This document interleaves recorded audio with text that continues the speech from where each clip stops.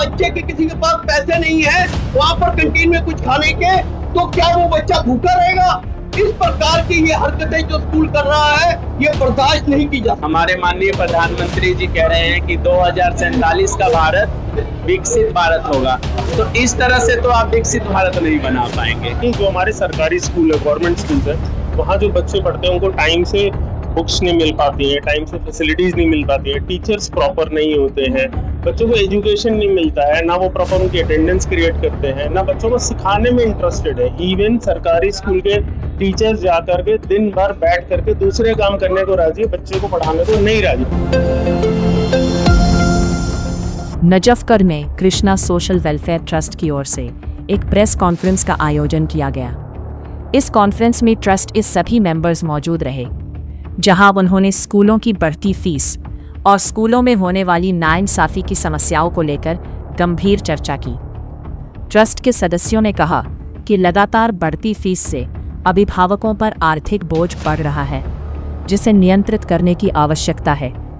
इसके साथ ही ट्रस्ट ने प्रशासन से अपील की कि इन मुद्दों पर जल्द से जल्द ठोस कदम उठाए जाएं, ताकि बच्चों को बेहतर शिक्षा और साफ सुथरा वातावरण मिल सके। अपना सोशल वेलफेयर ट्रस्ट की ओर से आज जो प्रेस वार्ता रखी गई है उसका मेन मकसद है कि किस प्रकार स्कूलों की मनमानी हो रही है, स्कूलों में जिस प्रकार बच्चों को पीड़ित किया जा रहा है, उनको परिवार को पीड़ित किया जा रहा है स्कूल फीस के नाम को लेकर। आज इस ओर से ट्रस्ट जो है वो एजुकेशन विंग का घोषणा करने जा रही है, जो पूरे स्कूलों के ऊपर नजर रखेगी।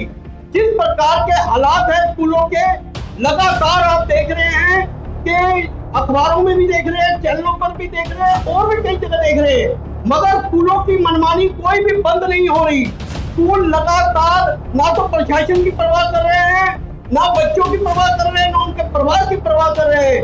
एक तरफ तो फीस के नाम पर मुंह मांगे पैसे वसूल रहे हैं, दूसरी तरफ किताबें 2-2.5 हजार रुपए की बार सेट है, वो 8-8.5 हजार रुपए का स्कूलों के अंदर सेट किया जा रहा है।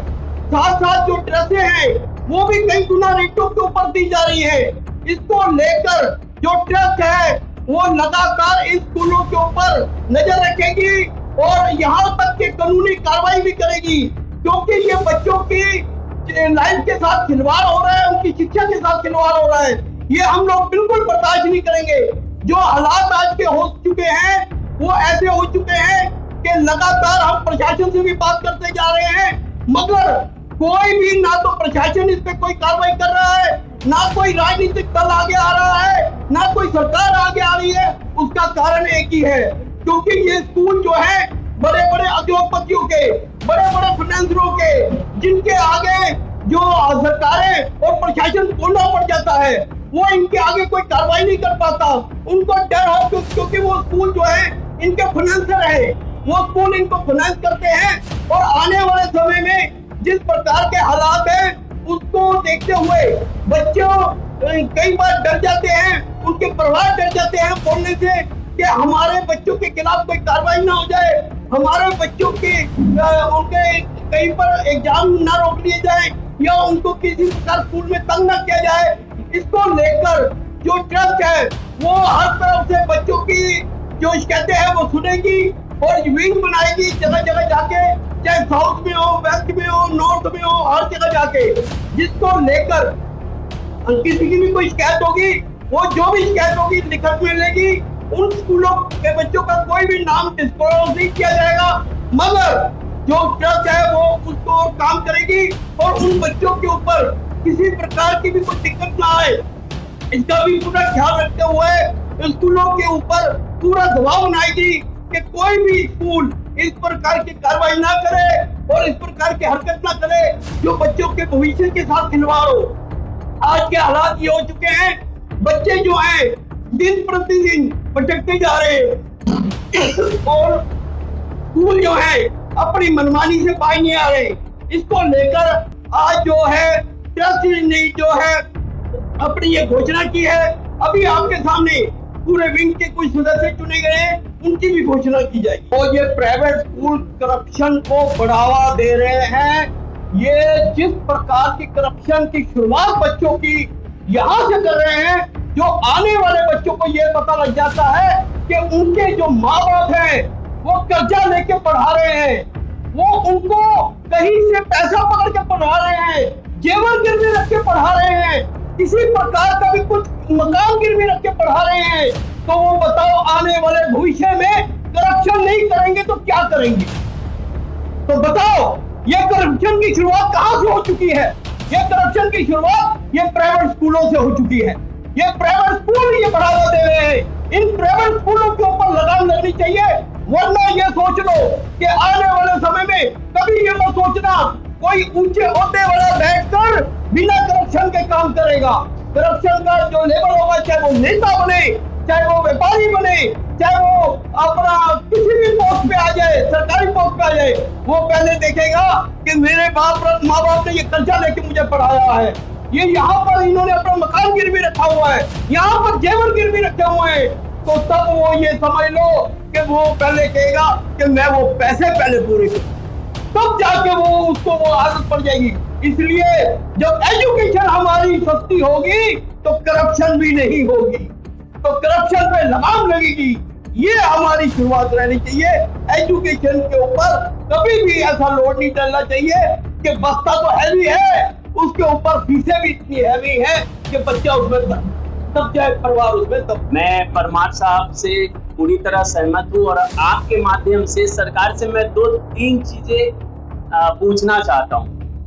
पहली चीजें जो मैं देख पा रहा हूँ कि जब बच्चा एडमिशन लेता है प्राइवेट स्कूल में तो एक डोनेशन की भी मांग की जाती है।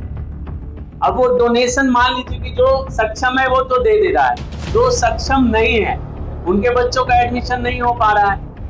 अगर जो सक्षम है वो दे रहा है लेकिन उसके एवज में उसको कोई पर्ची नहीं दिया जा रहा है, वो हिडन है।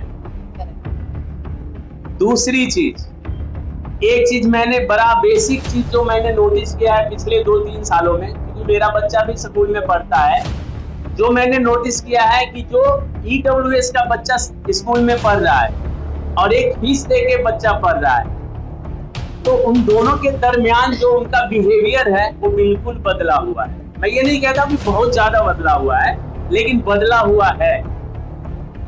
और साथ ही साथ तीसरी चीज मैं ये भी आपके माध्यम से सरकार से पूछना चाह रहा हूँ कि क्या गवर्नमेंट स्कूल को हम इस कदर नहीं बना सकते हैं कि प्राइवेट स्कूल की जरूरत क्या है? जैसा कि आपने अभी कहा सर कि बगल का एक छोटा सा देश, अभी सरकार का गठन हुआ और उन्होंने घोषणा कर दिया कि सरकारी स्कूल नहीं रहेगी, प्राइवेट स्कूल नहीं रहेगा।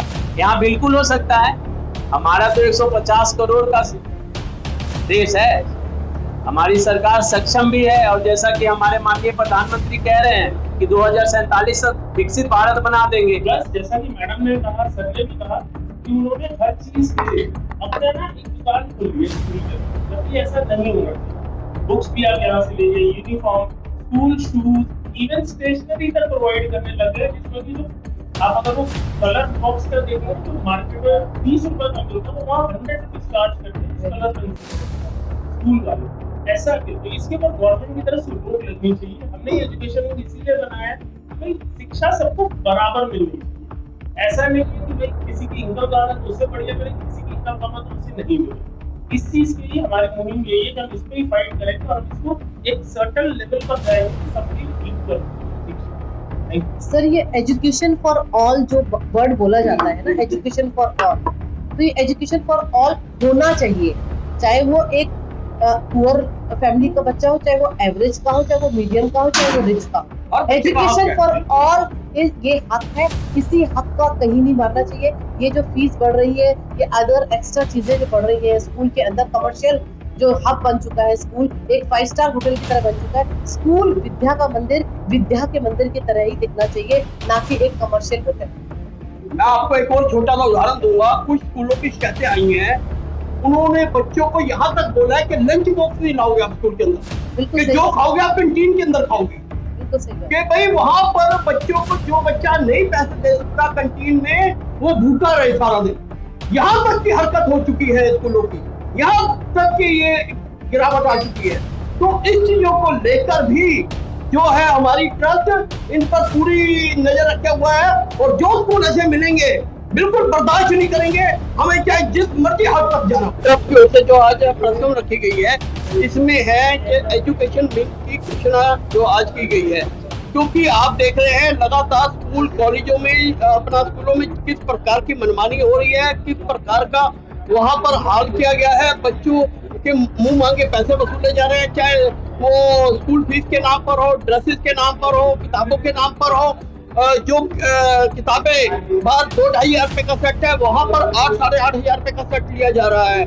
किताब जो इसी प्रकार ही जो अपना ड्रेसेस है उनके मुंह मांगे पैसे वसूले जा रहे हैं और कोई भी सुनने को तैयार नहीं है। लगातार प्रशासन को स्कूल के जो मनमानी के खिलाफ जो परिवार है वो भी शिकायतें कर चुका है, हर बंदा शिकायतें कर चुका है, मल्ला की कोई भी किसी प्रकार का सुनने को तैयार नहीं। आज हालात ये हो चुका है कि जो एनजीओ है, ट्रस्ट है या और भी संस्थाएं हैं उनको सड़कों पे उतरना पड़ रहा है, क्योंकि ये देखो जिसकी शुरुआत ही यहाँ पर भ्रष्टाचार से होगी, यहाँ पर करप्शन से होगी। जिस प्रकार स्कूलों ने करप्शन मचा दी है, मनमानी कर दी है, वो बच्चा जाके देश सेवा क्या करेगा, वो बच्चा आने वाले भविष्य में किस प्रकार का कार्य करेगा। ऐसा लगता है ये स्कूल में जो है ये मनमानी से बाहर नहीं आएंगे, क्योंकि इनके ऊपर पूरा प्रशासन का हाथ है, पूरे नेताओं का हाथ है। इस प्रकार की जो हरकतें कर रहे हैं इसको लेकर हम लोग जो विंग है हमारा वो कार्य करेगा और आने वाले समय में जिस प्रकार की भी आवाज है वो उठाएगा, क्योंकि जिस प्रकार के आप देख रहे हैं बच्चों को बोझ के ऊपर डाला जा रहा है। एक तो बस्ते का बोझ इतना बड़ा हो गया, ऊपर से फीस, स्कूल ड्रेसेस, किताबों का बोझ इतना बड़ा कर दिया जो बच्चों को दबा के रख दिया, उनके परिवार को दबा के रख दिया। ऐसा लगता है कि प्रशासन जो आके मूंद के बैठे हैं, सरकारें आके मूंद के बैठी हैं, सरकारों को कोई भी इस प्रकार की दिखाई नहीं दे रहा। जिस प्रकार का बच्चों के परिवार का रोना या उनका जो इतना यहाँ तक के सुनने में आया है, कई स्कूलों ने तो यहाँ तक मना कर दिया है कि टिफिन तक भी आप घर से नहीं लाओगे, वो भी स्कूल की कैंटीन के अंदर से लोगे। अगर बच्चे के किसी के पास पैसे नहीं है वहां पर कैंटीन में कुछ खाने के, तो क्या वो बच्चा भूखा रहेगा? इस प्रकार की ये हरकतें जो स्कूल कर रहा है ये बर्दाश्त नहीं की जा सकती। देखिए इस वक्त मेरे साथ राजेश जी है जो कि एजुकेशन की मनमानी पर रोक लगाने की एक मुहिम चला रहे हैं। तो इनसे जानते हैं कि क्या कुछ कहेंगे सर, कैसे आपका एनजीओ जो आपका ट्रस्ट है किस तरीके से काम करेगा। हमारा क्या है कि एनजीओ इस तरह से करें, जैसे क्या है कि स्कूलों में जो आजकल आपने देखा हो सिलेबस की और ये जो फीस वगैरह का है, और करप्शन इतना है कि स्कूलों में जो सरकारी जो आपने देखा हो जो प्राइवेट ईडब्ल्यू से जो बच्चा आ रहा है, ईडब्ल्यूएस वाले बच्चे को थोड़ा सा नेगलेक्ट किया जाता है और 8 तक ही वो कर दिया। पहले तो 12 तक था, अब 8 तक कर दिया।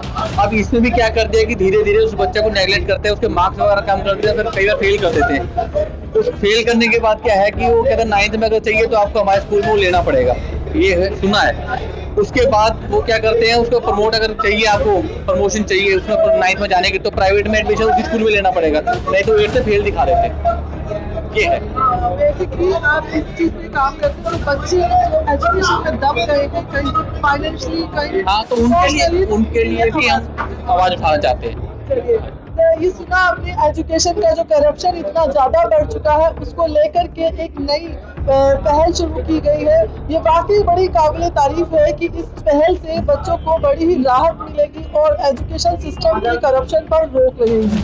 चलिए और भी लोग हमारे साथ इनसे बात करते हैं। सर क्या कुछ कहेंगे, एनजीओ किस तरीके से वर्क करेगा और कैसे स्टूडेंट को फायदा मिलेगा? सबसे पहले मैम मैं अमन कुमार बंसल, अभी हमने ये एजुकेशन विंग शुरू किया है ट्रस्ट के अंदर में। तो हमारा सबसे बेसिक जो शुरुआत हम ये करेंगे कि जो हमारे सरकारी स्कूल है, गवर्नमेंट स्कूल्स है, वहाँ जो बच्चे पढ़ते हैं उनको टाइम से बुक्स नहीं मिल पाती हैं, टाइम से फैसिलिटीज नहीं मिल पाती हैं, टीचर्स प्रॉपर नहीं होते हैं, बच्चों को एजुकेशन नहीं मिलता है, ना वो प्रॉपर उनकी अटेंडेंस क्रिएट करते हैं, ना बच्चों को सिखाने में इंटरेस्टेड है। इवन सरकारी स्कूल के टीचर्स जाकर के दिन भर बैठ करके दूसरे काम करने को राजी है, बच्चे को पढ़ाने को नहीं राजी। गवर्नमेंट स्कूल के हैं आगे निकाल। लेकिन मेरा ये मानना है कि पहली क्लास से एक बच्चे को अच्छी शिक्षा मिलनी चाहिए। जब गवर्नमेंट फैसिलिटी दे रही है, पैसे दे रही है, तो स्टाफ क्यों नहीं काम कर रहा है? हमारी लड़ाई यही रहेगी कि हम गवर्नमेंट से भी बात करेंगे, स्टेट गवर्नमेंट जो है हमारी दिल्ली सरकार, उनके सामने मुद्दे लेकर के जाएंगे कि आपके स्कूलों की ये हालत है, बच्चों को इस तरीके से प्रताड़ित किया जा रहा है, ना उनको कोई ढंग से देख रहा है, ना उनको उनके मील मिल पा रहे हैं, ना स्टेशनरी मिल पा रही है, सारी चीजें।